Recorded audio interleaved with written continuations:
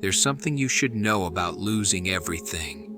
It happens in an instant. One moment, your world is intact. The next, it's gone. I've seen it happen to good people, to strong people. Maybe it's happened to you. But here's what they don't tell you about rock bottom.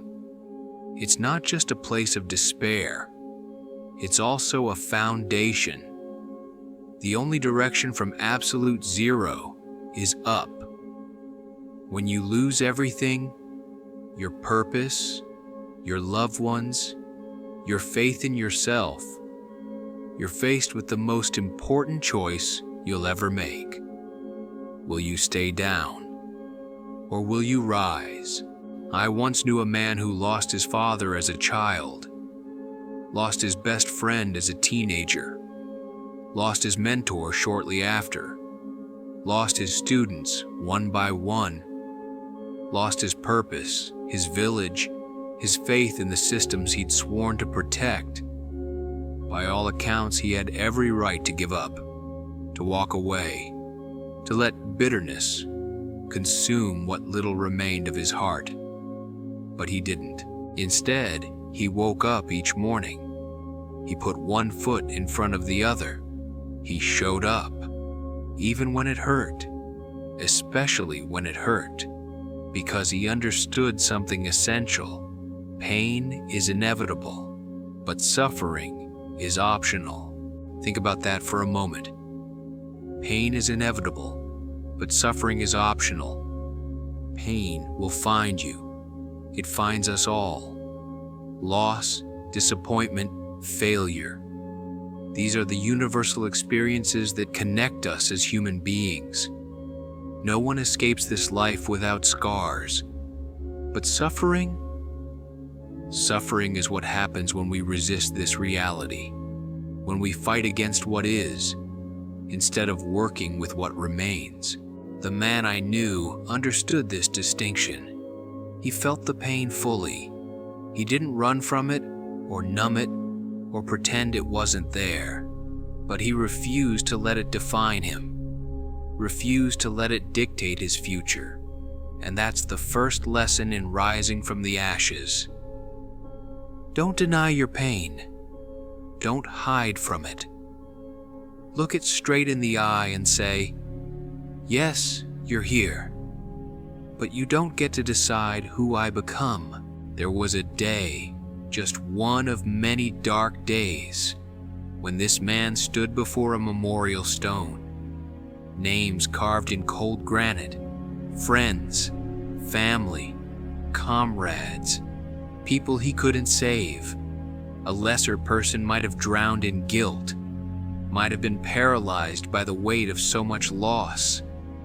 But do you know what he did instead? He made a vow, not a dramatic promise, not some grand declaration, just a quiet commitment to honor their memory by living fully, by protecting what they valued, by carrying forward their will. And that's the second lesson. When you lose someone or something precious, you can either focus on what's gone, or you can focus on what that loss asks of you now. Are you being called to carry on a legacy? To finish important work? To become the person they always believed you could be? Loss isn't just an ending. Sometimes it's also a beginning, if you're brave enough to see it that way. Now, I want to be clear about something. This isn't about positive thinking or pretending everything is fine when it isn't. This isn't about rushing through grief or denying reality. This is about something much deeper, the human capacity for resilience. Resilience isn't bouncing back like nothing happened. It's being transformed by what happened and moving forward anyway, changed but undefeated. The man I knew was never the same after his losses. How could he be? But in time, his wounds became wisdom. His grief became gratitude for what he'd had. His failures became his greatest teachers, and this is possible for you too. Whatever you've lost, a job, a relationship, your health, your dreams, it doesn't have to be the end of your story. It can be the beginning of a new chapter, a chapter defined not by what was taken from you, but by what you choose to do next. Now, let's talk about how. Because inspiration without action is just entertainment. How do you keep fighting when everything in you wants to surrender? The man I knew would tell you it starts with small steps, tiny victories, getting out of bed when depression tells you to stay down, eating when you have no appetite, reaching out when isolation feels safer. He'd tell you to find one thing, just one small thing you can control today. Maybe it's making your bed. Maybe it's walking around the block. Maybe it's sending that text or making that call you've been avoiding. Start there. Build momentum with these small wins. They may seem insignificant, but they're not.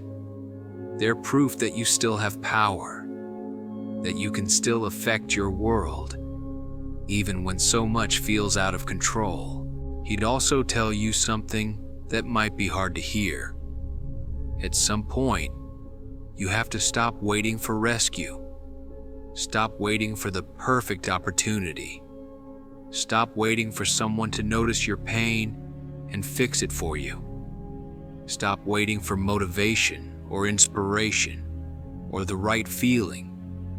Sometimes, you have to be your own hero, not because others don't care, not because you don't deserve help, but because ultimately, the power to rebuild your life exists within you, and no one can access that power on your behalf. The third lesson from the man who lost everything is perhaps the most important. Find meaning in your suffering. When something meaningful is taken from you, the void it leaves can consume you, unless you fill it with new meaning. Ask yourself, what has this loss taught me? How has it changed my priorities? What do I value now that I didn't fully appreciate before?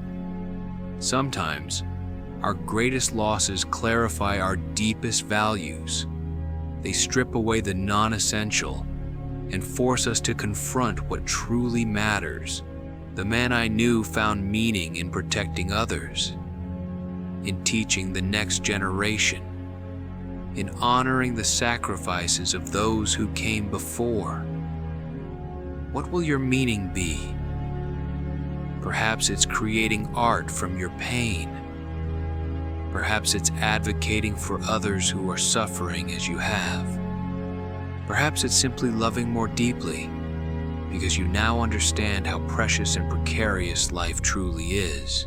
There's a concept from an ancient tradition, kintsugi, the art of repairing broken pottery with gold. The cracks aren't hidden, they're highlighted, celebrated, made beautiful. The broken places don't diminish the vessel. They become its most distinctive feature, its story, its character. You too can be mended with gold. Your brokenness isn't something to hide or deny. It's part of your story now, and it can become your strength if you let it. You may have lost everything that once defined you, but as long as you keep fighting, you'll never lose the one thing that matters most, your unbreakable spirit. And in the end, that's the only thing that no one can take from you unless you surrender it willingly. So keep fighting, not just for what you've lost, but for what you've yet to find. Keep showing up. Keep taking one more step. Keep breathing when it hurts.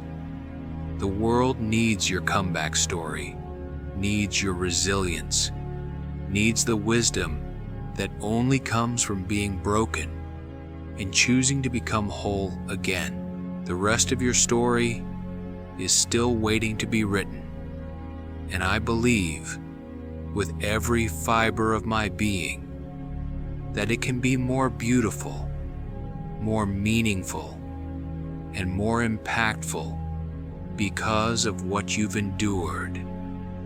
Not despite your losses, but because of them. So remember the man who lost everything, but kept fighting. And remember that you can be that man too. That's the legacy worth leaving. That's the battle worth fighting. That's the victory that matters most.